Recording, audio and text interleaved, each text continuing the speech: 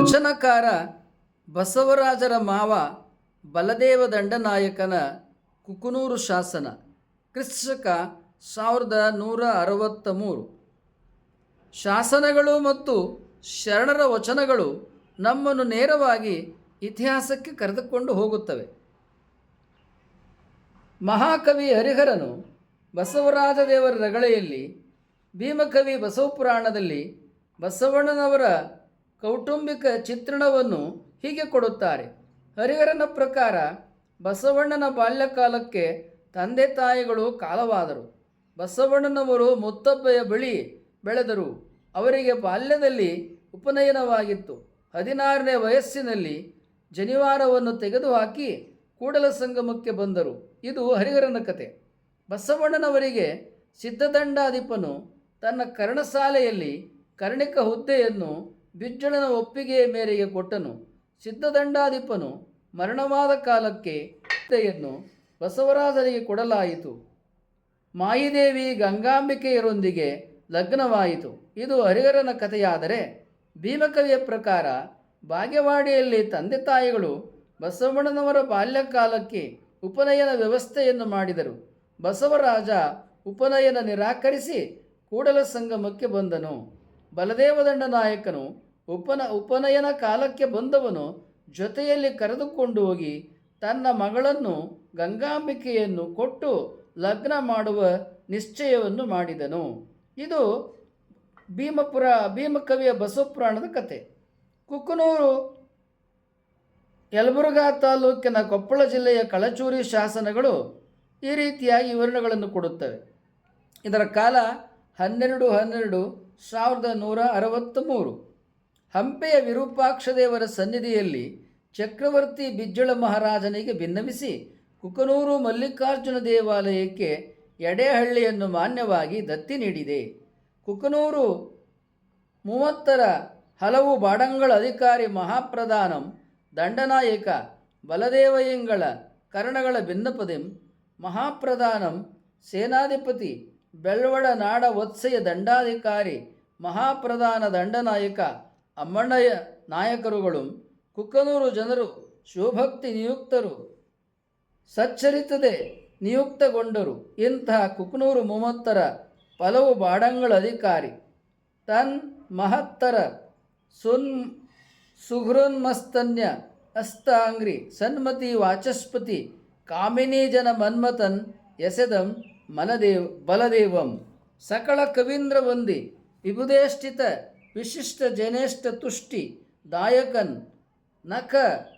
ನಕರ್ವರ್ಗೆ ಮದಿರೋನ್ಮತ್ತ ಮತ್ತ ವಿರೋಧಿ ಭೀತಿ ದಾಯಕನ್ ಉದಾತ್ತ ಶೀಲಮಣಿ ನಾಯಕನು ಬಲದೇವ ದಂಡನಾಯಕನ್ ಉಪಾಸಿತೇಷ್ಟ ವರದಾಯಕನ್ ಪಗಳ್ಗುಂ ಜಗಜ್ಜನಂ ಸುಚರಿತನ್ ಗುಣಭರಿತನ್ ಅಚಳಿತನ್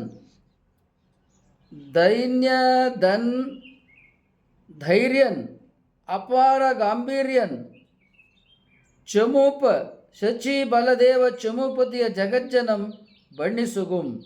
ಮಹಾಪ್ರಧಾನ ದಂಡನಾಯಕ ಬಲದೇವ ನಾಯಕನ ಕರ್ಣಂಗಳು ಮಧುಸೂದನ. ಈತನು ಮಹಾಮಂತ್ರಿ ಮಧುವರಸರ ಮೊಮ್ಮಗನು.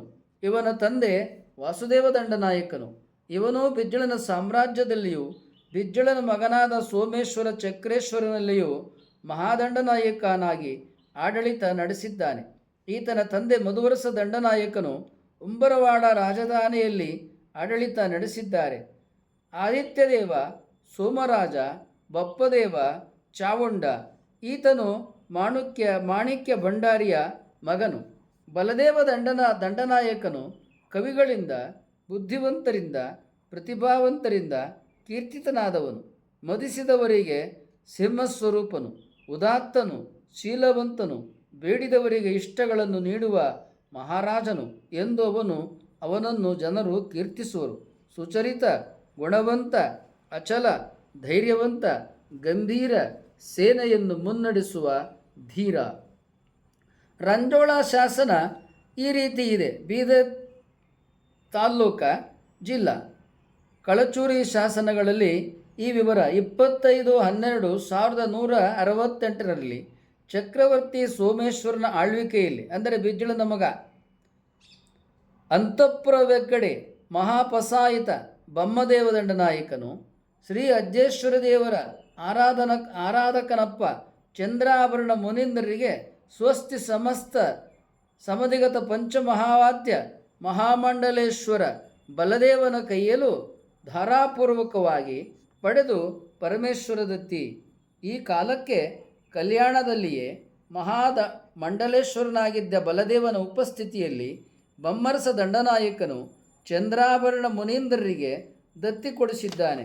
ಇಂತಹ 10 ಶಾಸನಾಧಾರಗಳಿಂದ ಮಹಾದಂಡನಾಯಕ ಬಲದೇವರಸರು, ಸಿದ್ಧದಂಡಾಧಿಪ ಭಂಡಾರಿಗಳು ಅವರು ಬಿಜ್ಜಳನ ಕಾಲಾವಧಿಯಲ್ಲಿ ಬಿಜ್ಜಳನ ಕಾಲಾನಂತರದಲ್ಲಿಯೂ ಬದುಕಿದ್ದಾರೆ ಎಂಬುದಾಗಿ ಇಂತಹ ಈ 10 ಶಾಸನಗಳಿಂದ ಸಿದ್ಧವಾಗುತ್ತದೆ. ಅದೇ ರೀತಿಯಲ್ಲಿ ಮತ್ತೊಬ್ಬ ಮಾವಂದಿರಾದ ಸಿದ್ಧರಸ ದಂಡನಾಯಕರು ಸೋವಿದೇವ ಚಕ್ರಿಯ ಕಾಲದಲ್ಲಿಯೂ ಕೂಡ ಭಂಡಾರಿಗಳಾಗಿ ಮುಂದುವರೆದಿದ್ದಾರೆ. ಹರಿಹರ ಕವಿ, ಪಾಲ್ಕುರಿಕೆ ಸೋಮನಾಥ, ಭೀಮಕವಿಗಳು ತಮ್ಮ ಕಾವ್ಯದಲ್ಲಿ ಬರೆಯುವಂತೆ ಬಸವರಾಜರ ಇಬ್ಬರು ಮಾವಂದಿರಾದ ಬಲದೇವ ದಂಡನಾಯಕರಾಗಲಿ ಸಿದ್ಧರಸ ಭಂಡಾರಿಗಳಾಗಲಿ ಅವರು ಕಾಲವಾಗಿಲ್ಲ. ಆ ಇಬ್ಬರೂ ಅಧಿಕಾರದಲ್ಲಿ ಚಕ್ರವರ್ತಿ ಬಿಜ್ಜಳನ ಮಗನಾದ ಸೋವಿದೇವ ಎಂದರೆ ಸೋಮೇಶ್ವರನ ಕಾಲದಲ್ಲಿಯೂ ಆಳ್ವಿಕೆ ನಡೆಸಿರುವುದು ಶಾಸನಗಳಿಂದ ಸಿದ್ಧವಾಗುತ್ತದೆ. ನೀವು ನಮಗೆ ಮೌಲಿಕವಾದ ಸಬ್ಸ್ಕ್ರೈಬರ್, ವ್ಯಾಲ್ಯುಬಲ್ ಸಬ್ಸ್ಕ್ರೈಬರ್. ನೀವಾಗಲೇ ಸಬ್ಸ್ಕ್ರೈಬ್ ಮಾಡಿರ್ಬೋದು. ಮಾಡಿಲ್ಲದೆ ಹೋದರೆ ಸಬ್ಸ್ಕ್ರೈಬ್ ಮಾಡಿ, ಲೈಕ್ ಮಾಡಿ. ಅಲ್ಲಿ ಬೆಲ್ ಬಟನ್ ಬರುತ್ತೆ, ಬೆಲ್ ಬಟನನ್ನು ಒತ್ತಿ. ನಿಮ್ಮ ವಾಟ್ಸಪ್ಪಲ್ಲಿ ಅನೇಕರ ನಂಬರ್ಗಳಿರುತ್ತೆ. ಕನಿಷ್ಠ 10 ಜನಕ್ಕೆ ಈ ವಿಡಿಯೋಗಳನ್ನು ನೀವು ಕಳುಹಿಸಿ. ಹಲ್ಲು ನೋವು, ಹುಳುಕು ಹಲ್ಲು ಒಸಡಿನಲ್ಲಿ ರಕ್ತಸ್ರಾವ ಗುಣವಾಗಲು ಶಿವ ದಂತಕಾಂತಿಯನ್ನು ಉಪಯೋಗಿಸಿರಿ.